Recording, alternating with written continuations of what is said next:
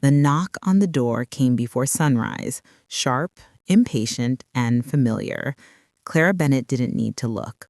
Only one person knocked like that, her son, Ryan. She left her tea half finished and walked down the narrow hallway of the little house she'd called home for 40 years. Through the window, she saw his expensive SUV parked sideways across her driveway. Typical, she thought. Ryan never changed. When she opened the door, he was already stepping inside, phone in hand, a brown envelope tucked under his arm. "Mom, we need to talk," he said, brushing past her without a hug. He sat at her kitchen table as if it still belonged to him, scrolling through his messages. "Coffee?" she asked quietly. "Please," he murmured, eyes never leaving the screen. As she poured, Clara's chest tightened. Something in his tone, in the way he avoided her eyes. It wasn't a visit. It was a demand waiting to happen. She placed the mug in front of him and finally asked, "What's going on, Ryan?" He sighed, closing his phone. "I'm in trouble, Mom, and this time it's bad." Ryan slid the brown envelope across the table. Clara hesitated before opening it. Inside were bank statements, overdue notices, and a loan contract marked in red. $300,000. Her hands trembled. "Ryan, this can't be real." "It is," he said flatly. "Emily made some bad investments. We're in deep. If I don't pay by tomorrow, these people will come after us."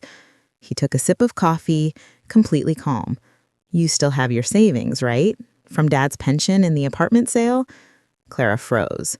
It felt like a punch to the chest. That money, her entire retirement, was supposed to be her safety. "Ryan, that's all I have." He met her eyes, cold and steady. "Mom, you live alone in a paid-off house. You don't need it. You've always said family comes first." Those words cut deep, echoing her late husband's voice. "Ryan, I can't," she began, but he interrupted, his tone sharp. "There's no time to think. I need the money today." He stood behind her, resting his hands on her shoulders, firm, heavy, familiar. "Don't disappoint me, Mom. You're all we have left." And just like that, the choice no longer felt like a choice at all. After Ryan left, the house felt colder than ever. His coffee sat half-finished on the table, the smell of bitterness still in the air. Clara stood by the window, staring at the driveway where his SUV had been, and realized he hadn't even said thank you. She transferred the money that afternoon, every dollar. Watching her account drop to zero felt like watching her own life drain away. For years, she had believed helping her son meant loving him, but now it just felt like surrender. When Ryan returned that evening, he looked relieved, almost cheerful. "You did the right thing, Mom. I'll fix this, I promise."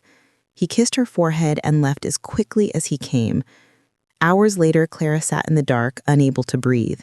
She looked around at the small home she'd built, the photos on the wall, the memories tied to every object. All of it belonged to her. And yet she'd let others use it, just like they used her. For the first time in her life, she whispered the words she'd never dared to say out loud. "No more." And as the night deepened, those two words began to feel like the beginning of something entirely new. By morning, Clara had already made up her mind. She couldn't keep living like this, always giving, always emptying herself for people who only came when they needed more. She called Caroline, her oldest friend and a retired lawyer who had stood by her for decades.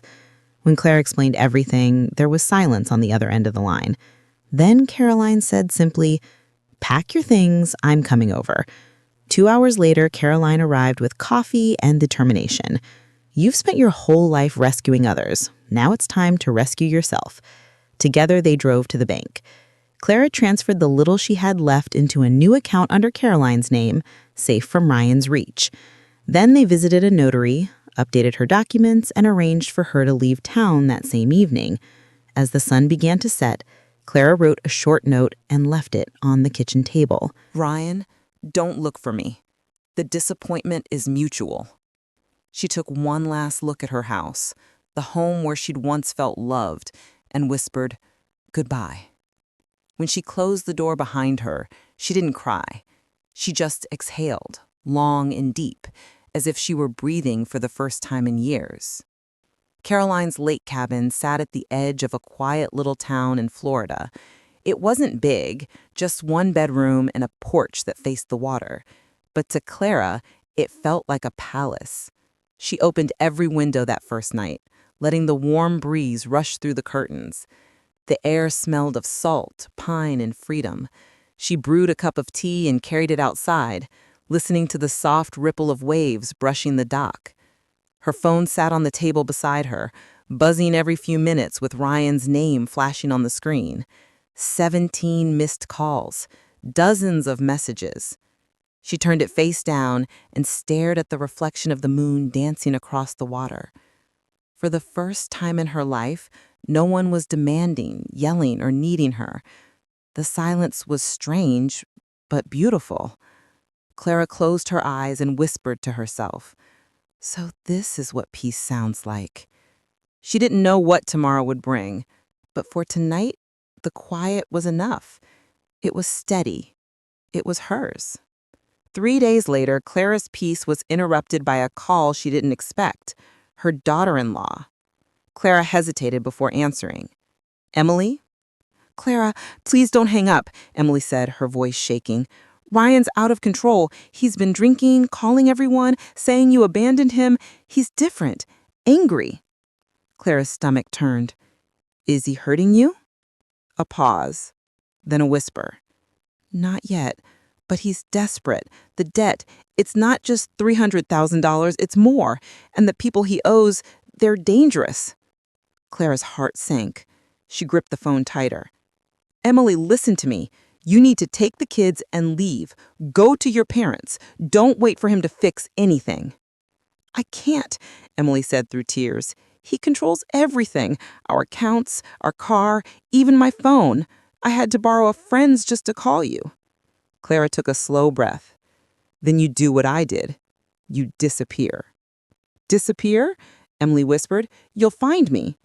Clara's voice steadied. "Not if we plan it right." It was the same strength she'd never been allowed to use, now returning when someone else needed it. "You and the kids will be safe," she promised. "I won't let him destroy you the way he almost destroyed me." 2 weeks later, a knock on Clara's door startled her. This time it wasn't Ryan. It was a woman in a dark blue blazer flashing a badge. "Mrs. Bennett, I'm Detective Olivia Grant. We need to talk. About your son." The words froze her in place. Is he hurt?" "No, ma'am," Olivia said gently, "but he's under investigation for financial fraud and identity misuse. Several accounts were opened under your name." Clara's breath caught. "My name? No, that can't be." Olivia handed her a folder. Inside were documents, forged signatures, fake authorizations, transactions she'd never seen before. "Did you sign any of these?" Clara stared at the papers. "Ryan told me it was for retirement transfers. I didn't read everything. I trusted him." The detective nodded. "You're not alone. He's been using your identity for years. We're preparing a formal case." Clara sank into her chair, her hands trembling. Shame, disbelief, grief, all swirling together. "He didn't just steal my money. He stole my name." Olivia looked at her with empathy. "You've been a victim, Miss Bennett, but you also have a choice now. To help us stop him for good." For the first time, Clara didn't hesitate. "Yes," she said. "I'm ready to tell everything." The arrest happened 3 days later. Detective Grant called early in the morning. "We got him," she said. "Ryan Bennett was taken into custody last night." Clara stood in her kitchen, the phone pressed to her ear, heart pounding. She didn't know whether to cry or to breathe. How did it happen?" "He showed up to a business partner's house demanding money. The man had already been cooperating with us. When Ryan tried to threaten him, we moved in." Clara sank into a chair. The relief she expected didn't come, only a hollow ache. "He's my son, but I barely recognize him anymore." Later that evening, the news broke online. Local businessman Ryan Bennett arrested for fraud and embezzlement. His picture appeared on the screen, handcuffed, pale, eyes wide with disbelief. The same eyes that once looked at her for bedtime stories and birthday wishes. Caroline called. "You did what you had to, Clara." "I know," Clara said softly, her throat tight, "but it still feels like I failed him somewhere." Caroline's voice was gentle but firm. "No, you didn't fail him. You stopped him." Clara looked out the window, where the lake shimmered beneath the fading light. Maybe for the first time, she'd also saved herself. A week later, Detective Grant called again. "Mrs. Bennett, your son wants to speak with you. He's requesting a meeting at the County Detention Center." Clara's first instinct was to refuse. What more could he take from her? But something inside her, the part that still needed closure, said yes. When she entered the cold fluorescent room, Ryan was already sitting there in a gray jumpsuit, handcuffed to the table. His eyes met hers, softer than she remembered. "Mom," he said quietly, "you actually came." Clara didn't sit right away. "He wanted to see me. Say what you need to say." He leaned forward, desperation creeping into his tone. "They're making me out to be a monster. I didn't mean for things to go this far. I just needed time to fix things." "You forged my name," Clara said calmly. "You used me as a shield." Ryan's face twisted. "You think I'm the only one to blame? You raised me to believe money solves everything." Clara stayed still. "No, Ryan. I raised you to believe love could fix anything. I was wrong." For the first time, silence filled the space between them. Not the angry kind, but the final kind. And Clara knew deep down that this was the last time she would ever let her son's chaos define her. Months later, the courtroom was packed. The air buzzed with whispers and the faint clicking of cameras. Clara sat in the front row beside Caroline, her hands folded tightly in her lap. Ryan entered through the side door, escorted by 2 officers. He looked smaller somehow, weighed down, not just by the uniform, but by the truth. When the judge called her name to testify, Clara stood slowly. Each step toward the witness stand felt like walking through years of guilt and silence. "Miss Bennett," the prosecutor said, "can you describe your relationship with the defendant?" Clara met Ryan's eyes. "He's my son. And for most of his life, I thought love meant saying yes, even when it hurt." The courtroom was still. Every time he asked for more, I gave it, hoping one day he'd see it as love. Instead, he learned to take. Ryan's lawyer objected, but the judge let her finish.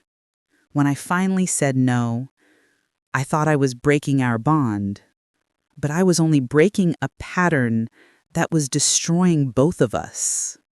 When she stepped down, she didn't look back. And for the first time in years, she felt something she hadn't known she was missing. Dignity. The verdict came 2 days later. Clara returned to the courtroom, this time calmer, almost detached. She already knew what was coming. Not because she wanted it, but because it was inevitable. The judge read the decision in a measured tone. "Ryan Bennett, you are hereby sentenced to 10 years in state prison for fraud, forgery, and identity theft." A gasp rippled through the crowd. Ryan didn't move. He just stared at the floor, his hands clenched tight. When the officers approached to escort him out, he finally looked up, directly at his mother. "This isn't over," he said quietly. "You'll regret turning on me." Clara didn't respond. She only nodded once. "Maybe. But at least I'll regret it on my own terms." As the doors closed behind him, the tension in her chest began to ease. It wasn't happiness, not even relief, but the beginning of something that felt close to peace. Outside the courthouse, Caroline placed a hand on her shoulder. "It's done, Clara. You're free now." Clara looked at the sky, pale and cloudless, and said softly, "Freedom doesn't come cheap, but I think I finally paid the right price." In the weeks that followed, Clara tried to adjust to her new reality. She still woke early, brewed her morning tea, and glanced at her phone, expecting a message from Ryan, one that would never come. The news moved on quickly. His trial was just another headline, replaced within days by fresher scandals. But for Clara, the silence that followed was its own kind of healing. She began volunteering at a local community center by the lake, teaching women how to budget and manage small home businesses. Many of them were single mothers or widows, women who had spent years giving everything away, just like she once had. One afternoon, a young woman approached her after class. "Mrs. Bennett," she said, shy, "how did you find the courage to start over?" Clara smiled. By realizing that I'd already lost everything once, starting over wasn't as scary as staying the same. That night, as she walked home under the orange glow of the setting sun, she realized she didn't feel old or broken anymore. For the first time, she felt useful. Not to Ryan, not to anyone else, but to herself and to the women who still needed to believe that freedom was possible. Months passed, and Clara began to sleep peacefully again.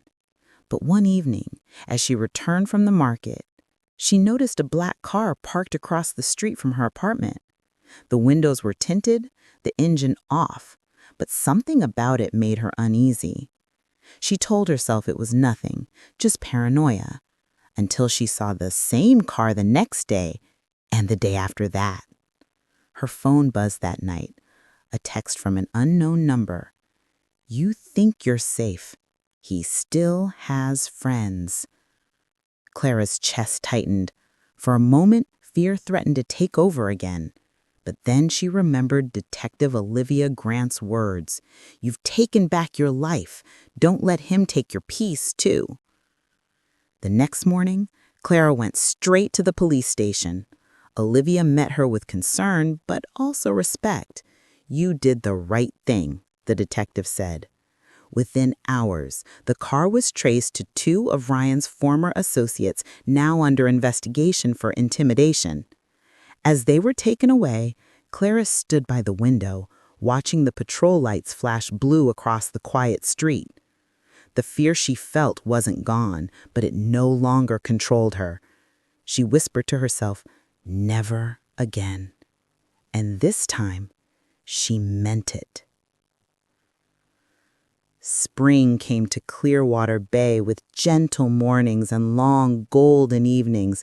Clara's days found a quiet rhythm, teaching embroidery at the community center, selling her crafts at weekend markets, sharing laughter with women who now called her Miss Clara with affection.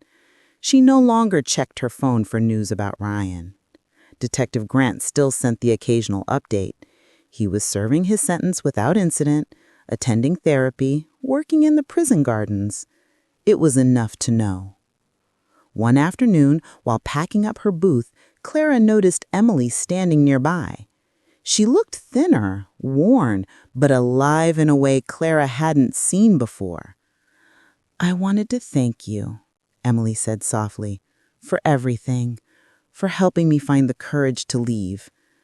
Clara smiled gently. "You did that yourself, dear. I just reminded you that you could."